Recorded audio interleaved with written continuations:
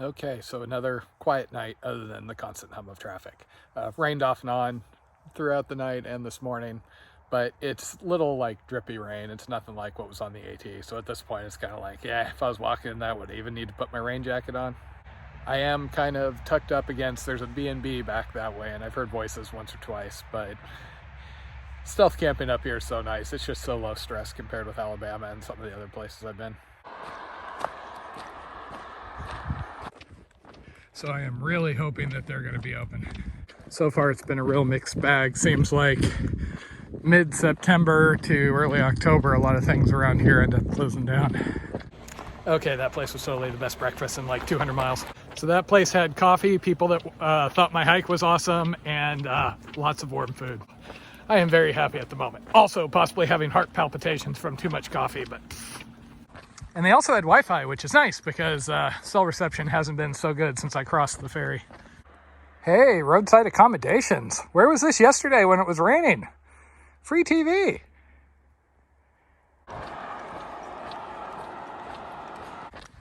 When I first made this plan, I was kind of concerned about getting back from Meat Cove since I knew I was going to have to at least get to Halifax, and it seemed like that ride might be a little difficult.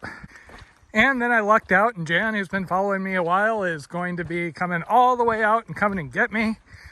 And then she may actually take me to Western Nova Scotia to meet another thru hiker and see that side of it before dropping me off at Halifax.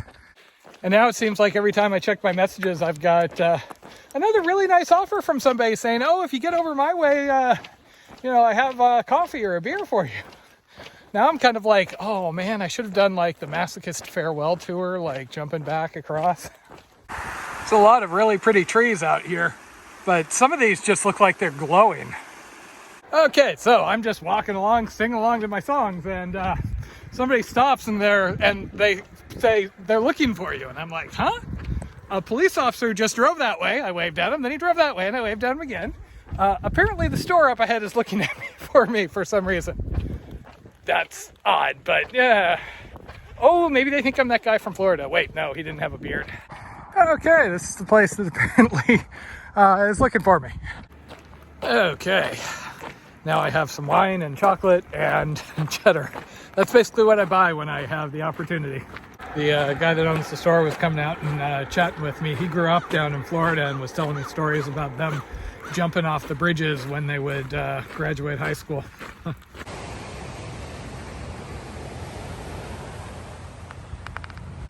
So I've kept my eyes out for an opportunity to camp down on a beach, near a beach, etc. But there hasn't been anything that looks secure, unfortunately.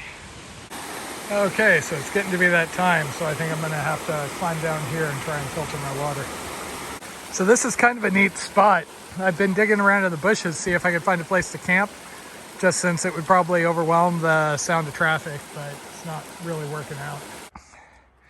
So yeah, not all woods is suitable for stealth camping, unfortunately. Unfortunately, that cost me a bit of time. So I do know there is a provincial park, but it's going to be a couple of miles and I have to go do that big incline up ahead, which it'd be fine.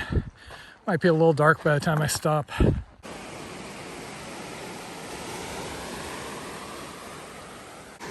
Okay, I think this is going to be my camp for the night. Up on the cliff, not down on the beach. Just to be safe. I was just saying how I wished I could set up a camp near the beach before this was over. And guess what I found? I'm on a kind of remote eroding hillside. View of the water and plenty of camp spots. So home sweet home for the night. So not only do I have wine tonight, not only am I overlooking the sea, but guy at that last store actually gave me a couple of mountain houses. I already had 3 dinners and I didn't really want to carry a lot of weight, but those things aren't cheap. I can't say no to those. So now I'm carrying 5 dinners worth of food. Also, if I ever saw people making those faces in the backcountry, I'm pretty sure I'd call 911.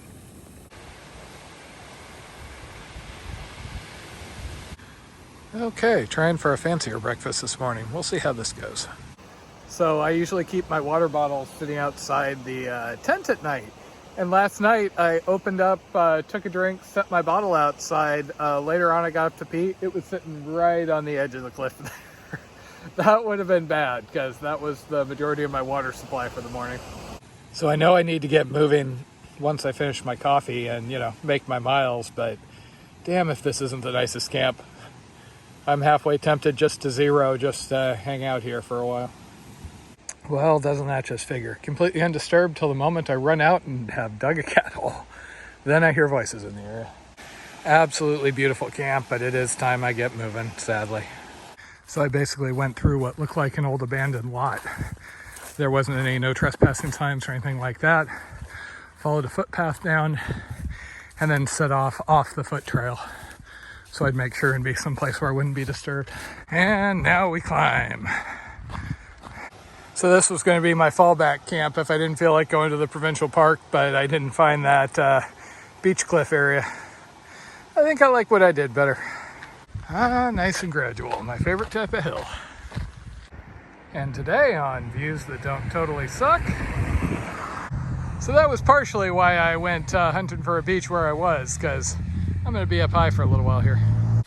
So I'm actually carrying almost no water, which I almost never do, but I mean, look at this. It's just been coming out all over, even in places like this where I'm up high.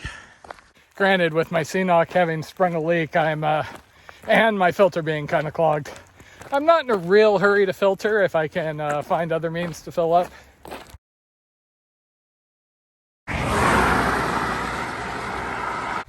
Just had a fun conversation. Guy drove by, saw me, went and grabbed a sandwich, and then came and found me.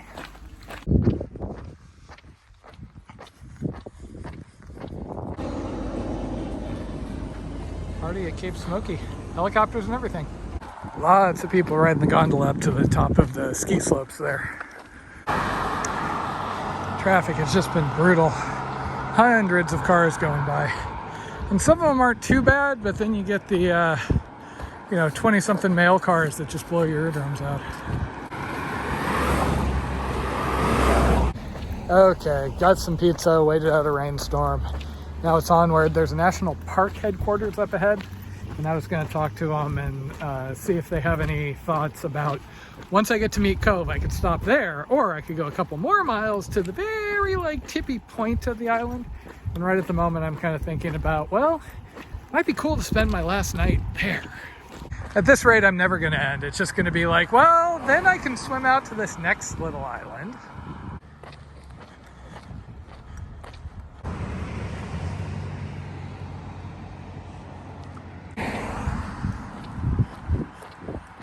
Okay, so the police I saw yesterday actually stopped and chatted. They intended to yesterday, but ended up on some calls. I did get some guidance to watch out once I get north. Things get a little rural and some people might not be as friendly. So it keeps sneaking up on me just how early it gets dark now. Sunset is 6 o'clock. So there's a campground in about 5 miles or so. I don't really want to be walking, after dark. People get wandering into the bike lane a little bit. So I'm probably just going to try and find some place in the bushes in the next 40 minutes or so. I mean, if they call the local police on me, I do know those ladies, so. Okay, so on one hand, I'm 1 mile behind where I at least wanted to be. I intended to do more, but it rained today and all that. On the other hand, if I stay here, it's just a bed of moose poop. There's a bathroom when I get back to the road. And then there's a place with coffee and breakfast burritos in 1.8 miles. It's the little things out here, Okay, well, tucked in here on a bed of moose poop. After last night, pretty much everything's going to feel like a bit of a downgrade, but it does seem like it's fairly secure. It's a little more open than I usually stay in, but I'm quite a ways back here. You can still hear the traffic from Cabot Trail down there, but pretty sure I'm safe. Home sweet home for the night.